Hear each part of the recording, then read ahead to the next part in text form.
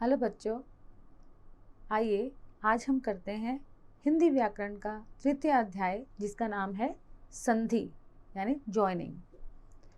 संधि का शाब्दिक अर्थ है मेल। संधि मतलब संधि करना, मेल करना। मेल करना यानी संधि करना। जब दो या दो से अधिक शब्द या पद एक दूसरे के पास आते हैं तो उनमें किसी न किसी प्रकार का विकार या परिवर्तन हो जाता है। इसी विकार या परिवर्तन को कहा जाता है संधि। लेकिन परिवर्तन कहाँ होता है? यदि दो शब्द या पद आपस में एक दूसरे के पास आए तो प्रथम शब्द अथवा पद का अंतिम वर्ण देखा जाएगा और दूसरा जो हमारा शब्द अथवा पद है उसका प्रथम वर्ण देखा जाएगा। उन दोनों के मिलाने से कुछ न कुछ विकार या परिवर्तन उत्पन्न होता है जिसे कहा जाता है संधि। जैसे यदि हम बात करें हिमालय की तो यह हिम जमा आलय, दो अलग अलग शब्द हैं। हिम मतलब होता है, हिम का अर्थ होता है बर्फ और आलय का मतलब होता है घर। लेकिन यदि हम इन दोनों को मिला देते हैं तो एक अन्य शब्द बनता है। इसका प्रथम शब्द का अंतिम वर्ण और द्वितीय शब्द का प्रथम वर्ण देखा जाएगा। इन दोनों को यहाँ मिला दिया जाए तो म में आ मिलकर मा बन जाएगा, तो यह बन जाएगा हिमालय। यही कहलाता है संधि। अब हम बात करते हैं संधि विच्छेद की।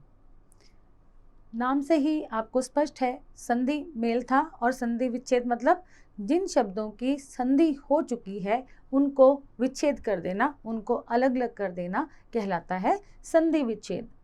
संधि युक्त शब्दों को अलग अलग करना ही संधि विच्छेद कहलाता है। जैसे यदि हम हिमालय का संधि विच्छेद करें तो होगा हिम जमा आलय। इसी प्रकार विद्यालय का करें तो विद्या जमा आलय। हरिश्चंद्र का करें तो हरि जमा चंद्र। नमस्ते का करें तो नमः जमा ते। इस प्रकार संधि विच्छेद हम कर सकते हैं। संधि के भेद कितने प्रकार के होते हैं इनके बारे में हम जान लेते हैं।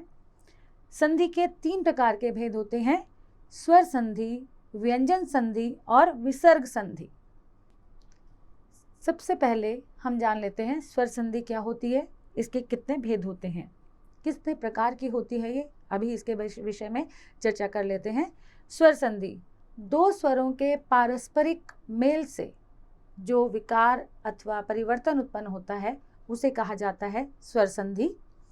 स्वर संधि 5 प्रकार की होती है, दीर्घ संधि, गुण संधि, वृद्धि संधि, यण संधि और अयाधि संधि। सबसे पहले हम देखते हैं दीर्घ संधि क्या होता है। जब ह्रस्व या दीर्घ स्वर, ह्रस्व स्वर कौन से होते हैं? अ, इ, उ, और दीर्घ स्वर आ, इ, उ।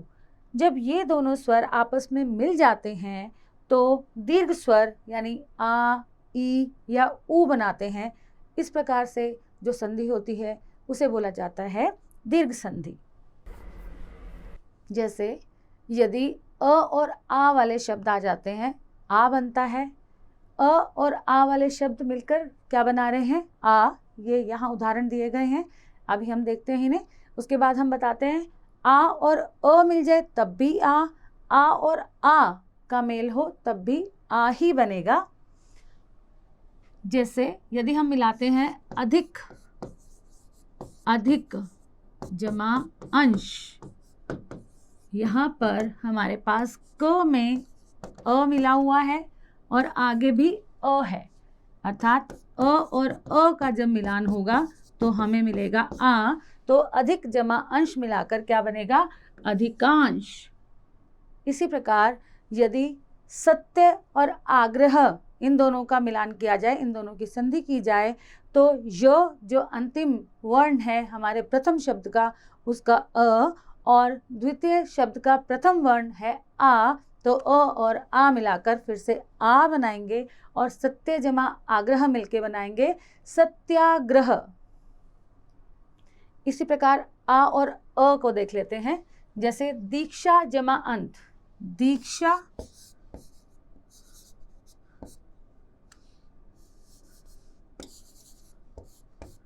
जमा अंत, यहाँ दीक्षा का आ और अंत का अ दोनों मिलाकर बनेंगे आ, तो बन जाएगा दीक्षांत। इसी प्रकार वार्ता जमा आलाप, वार्ता में आ, अंतिम वर्ण आ, और आलाप में प्रथम वर्ण आ जमा आ मिलकर फिर से आ बनाएंगे, तो वार्ता जमा आलाप मिलकर वार्तालाप बना देंगे, वार्तालाप। तो इस प्रकार आप अन्य शब्दों में भी देख सकते हैं कि यहाँ पर जब भी अ और अ मिलेंगे आ और अ मिलेंगे तब भी आ, और आ और आ मिलेंगे तब भी आ ही बनेगा। इस प्रकार आप अन्य शब्दों में भी संधि करके देख सकते हैं। अब हम बात करते हैं ई और ई जब मिलते हैं तो क्या बनेगा। यह भी स्वर संधि के नियमानुसार जब छोटी ई और फिर से छोटी ई मिलेगी तो बड़ी ई बनेगी, यानी ई जमा ई मिलकर ई बनाएंगे।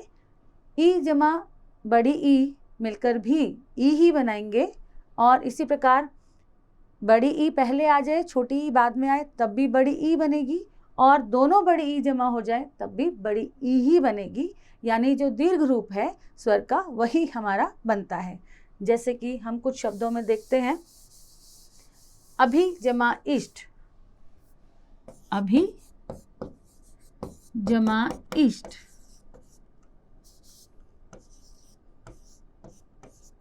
यहाँ हमारा अभी के अंदर छोटी ई है और आगे भी हमारी छोटी ई आ रही है, तो इन दोनों को मिलाकर बड़ी ई बनेगी, तो यह बन जाएगा अभीष्ट।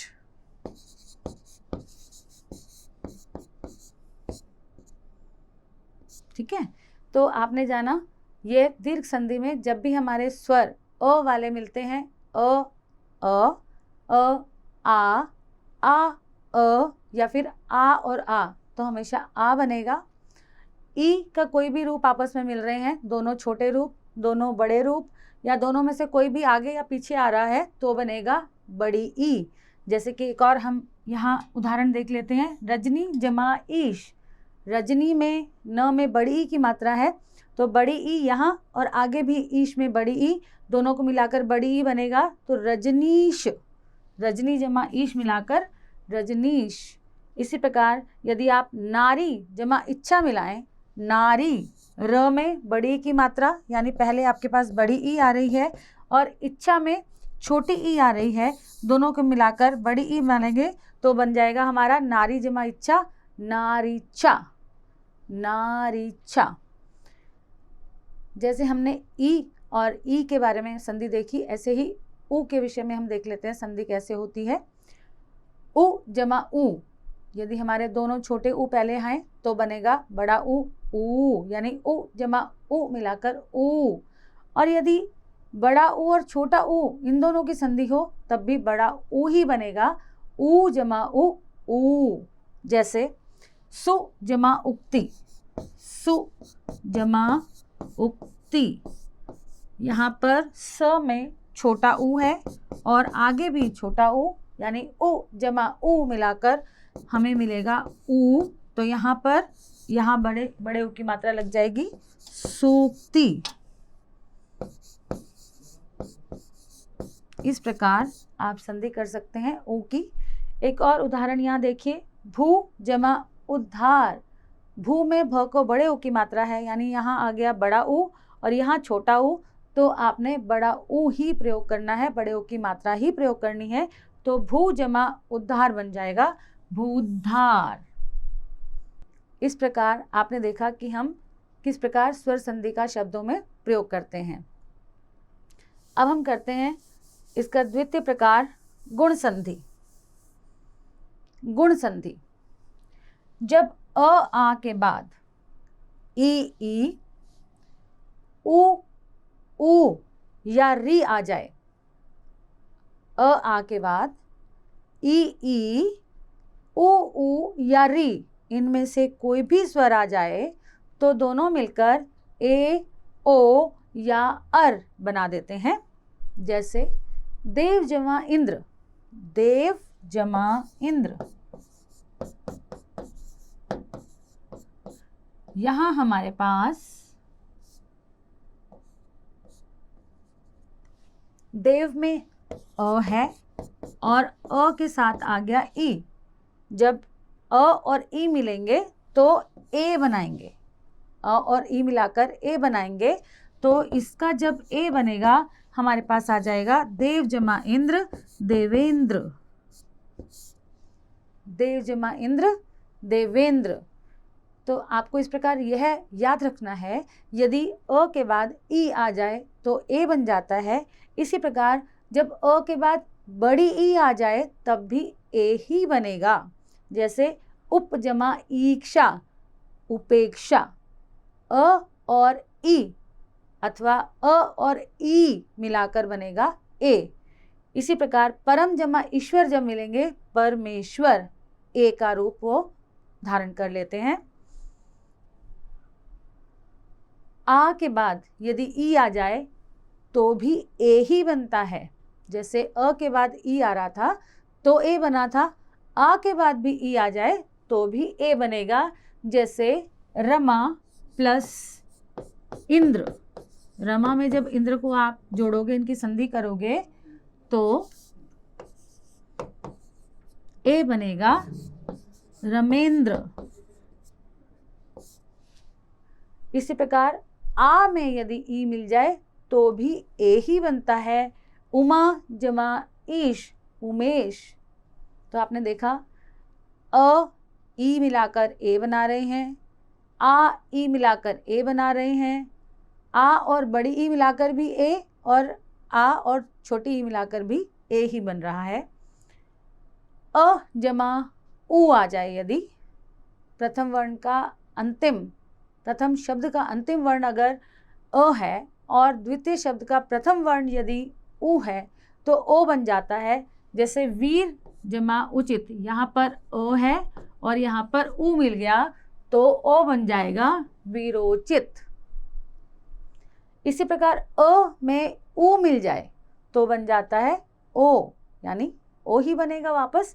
अ और उ मिलाकर भी ओ ही बनेगा। जैसे सूर्य जमा ऊर्जा, सूर्य में य में अ मिला है तो यहाँ अ जमा उ मिलते हैं तो ओ बनता है सूर्योर्जा, सूर्योर्जा। इसी प्रकार लंब जमा उदर हो तो लंब में अ और उदर में उ आ गया, दोनों को मिलाकर ओ बनाना है लंबोदर। नव जमा ऊढ़ा, नव का अ, ऊढ़ा का बड़ा ऊ, तो अ और उ मिलाकर फिर से ओ बनेगा नवोढ़ा। आ और उ का यदि हम संधि करते हैं, आ और उ दोनों को मिलाकर तो ओ बनाएगा वापस महाजमा उदय, महोदय। इसी प्रकार आ और उ आ जाए तो भी ओ बनेगा। जैसे यमुना जमा ऊर्मी, यमुना में आ, ऊर्मी का उ, दोनों को मिलाकर ओ बनाएंगे तो बनेगा यमुनोर्मी। अ के बाद यदि री आ जाए अर बनेगा, आ के बाद भी यदि री आ जाए तो भी अर बनेगा। जैसे देव जमा ऋषि, देव जमा ऋषि। देव में अ, व में अ मिला है अ, और ऋषि का री, दोनों को मिला के हमें बनाना है अर, तो ये बन जाएगा देव ऋषि, देवर्षि, इसे बोला जाएगा देवर्षि। वर्षा जमा ऋतु, वर्षा में श में आ है और ऋतु में री है, आ के बाद री आएगा तो अर बनेगा वर्ष ऋतु। सप्त जमा ऋषि, सप्तऋषि। महाजमा ऋषि, महर्षि। इसी प्रकार ब्रह्म में यदि ऋषि का संधि किया जाए तो ब्रह्म में म का अ और ऋषि का री, इन दोनों के मिलान से अर बनेगा, ये बोला जाएगा ब्रह्मर्षि। राजा जमा ऋषि, राजर्षि। इस प्रकार आपने देखा कि यदि हमारे पास अ में री मिल जाए या आ में री मिल जाए तो अर बन जाता है संधि के समय। अब हम अपने तीसरे प्रकार की तरफ चलते हैं जिसका नाम है वृद्धि संधि। वृद्धि का अर्थ स्पष्ट है कि वृद्धि यानी बढ़ोतरी हो जाना। जैसे अ के बाद यदि ए आ जाए या आ के बाद ए आ जाए तो वृद्धि करते हुए हम बड़ी ए यानी ऐ का प्रयोग करते हैं। जैसे अ में ए का मिलान हो तो भी ऐ, अ में ऐ का मिलान हो तो भी ऐ ही बनेगा। आ में यदि ए का मिलान हो तो भी ऐ बनेगा। इसके अतिरिक्त यदि ओ का प्रयोग हो जाए, अ या आ के बाद ओ का प्रयोग हो अथवा औ का प्रयोग हो, तब भी दोनों स्थितियों में औ ही बनेगा। हम कुछ उदाहरणों की सहायता से इन्हें समझ लेते हैं।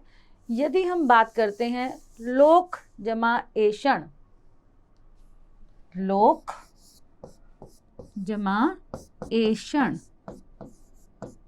यहाँ क में मिला है अ और एषण में है ए।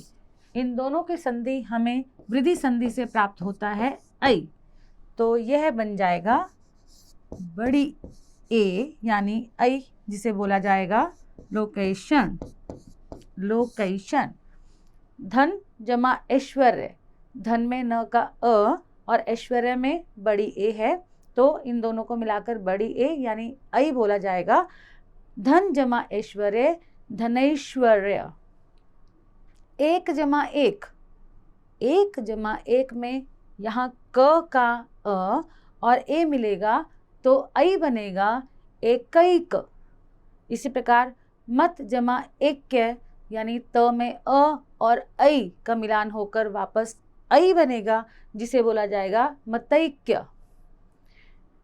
आ में यदि ए की संधि हो ऐ बनेगा, जैसे सदा जमा एव, सदा में आ द का जो द के साथ आ है वह और एव का ए, इन दोनों की संधि से ऐ बनेगा सदैव।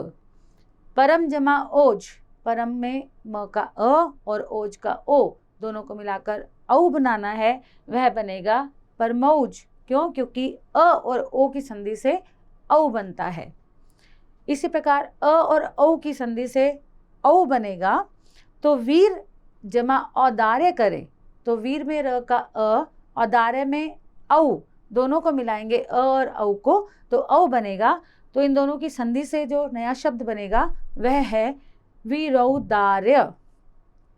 महाजमा औदार्य, महा में आ, औदार्य का औ, जब आ और औ की संधि होती है तो औ ही बनता है।